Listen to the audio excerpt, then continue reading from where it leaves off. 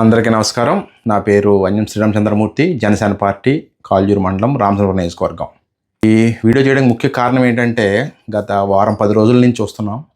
రాష్ట్రంలో ఉన్న కాపుల్ని పవన్ కళ్యాణ్ నుంచి విడగొట్టాలంటే ఏం చెయ్యాలి, ఈయన కాపు నాయకుడిగా ఎదిగిపోతున్నాడు, లేకపోతే కాపులంతా కూడా సపోర్ట్ చేసి కూటమి ప్రభుత్వానికి దన్నుగా ఉన్నారని చెప్పేసి ఈ వైఎస్ఆర్సీపీ ఎవరైతే ఉన్నారో వాళ్ళ నాయకుడు జగన్ రెడ్డి గారు వీళ్ళందరికీ ఏం చెప్తున్నాడంటే, మీ కాపులను దగ్గరికి తెచ్చుకోండి, కాపులను ఏదోటి చేసి మీటింగ్లు పెడతారు, ఏం చేస్తారు, కాపులంతా కూడా వైఎస్ఆర్సీపీకి ఓటేసేలా చూడండి, ఓటు బ్యాంక్ రాజకీయం. సరే అండి, బాగానే ఉంది. అసలు 2019-24 మధ్యలో వైఎస్ఆర్సీపీ ఉన్నప్పుడు మీరు కాపు యువతకు కానీ కాపులకు కానీ మీరు ఏం చేశారో ముందు ఒక శ్వేతపత్రం రిలీజ్ చేయండి. అసలు ఏం చేశారు, ఏమేమి ఇచ్చారు, కరెక్ట్గా 5 సంవత్సరాలు ఏం హామీలు ఇచ్చారు, కాపులు ఏ విధంగా ఆదుకున్నారు.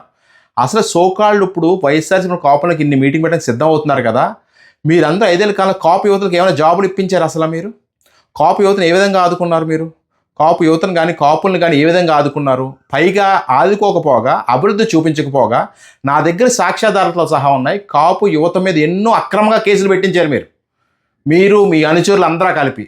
నేను నెక్స్ట్ మీటింగ్లో ఎఫ్ఐఆర్తో సహా సాక్ష్యాధారాలు కూర్చోబెట్టింతాను ప్రెస్ మీట్ ముందు కూడా. వీళ్ళు మీటింగ్లు పెట్టేసి కళ్యాణ్ గారిని ఏదో దూరం చేసేసి ఓటు బ్యాంక్ రాజకీయాలు చేద్దామని చూస్తున్నారు అందరూ కూడా.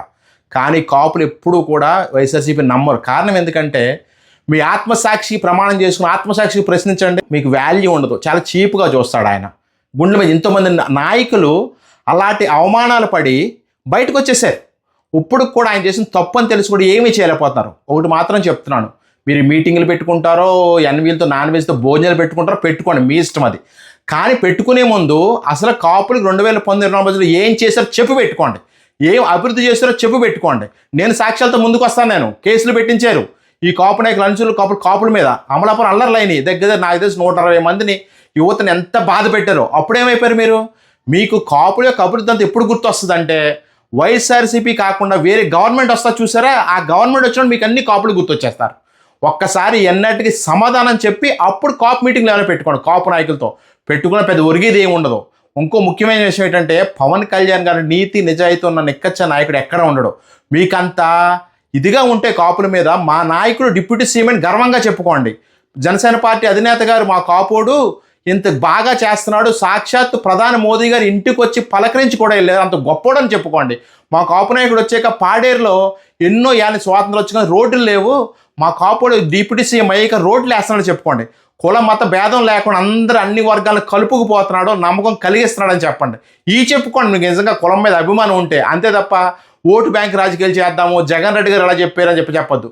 మన ముద్రగడ పద్మనాభం గారు ఎంతో మహోన్నతమైన వ్యక్తి. ఆ వ్యక్తిని ముద్రగడ పద్మనాభం రెడ్డి చేసింది ఎవరో జగన్ గారే చేశారు. రేపొద్దున ఈ సోకాళ్ళు ఎవరైతే నాయకులు మీటింగ్లు పెడుతున్నారో, పెద్ద పెద్ద నాయకులు చెప్పుకున్న నాయకులందరికీ కూడా రేపొద్దున చివరినే అందరి పేర్లు ఆయన రెడ్డిని యాడ్ చేసేలా చేస్తాడు. ఆయన స్ట్రాటజీలోకి వెళ్ళానుకో మీరే మునిగిపోతారు. ఈరోజు చెప్తాను నేను, ఆయన నమ్ముకున్న వాళ్ళు ఎవ్వరు ఉండరు చెప్తున్నాను. ఏ రోజు మీకు అపాయింట్మెంట్లు ఇవ్వడు, ఏమి ఇవ్వడో, మీకు ఇంకేముందంటే గత్యంతర పరిస్థితులు ఏర్పడతాయి. సో మీరు మీటింగ్ పెట్టే ముందు ఒకసారి ఆలోచించుకుని, కాపులకు ఏం చేశారు 5 ఏళ్లలో వైఎస్ఆర్సీపీ గవర్నమెంట్లో కాపులకు ఏం చేశారు చెప్పుకొని అప్పుడు మీటింగ్ పెట్టండి. Thank you so much.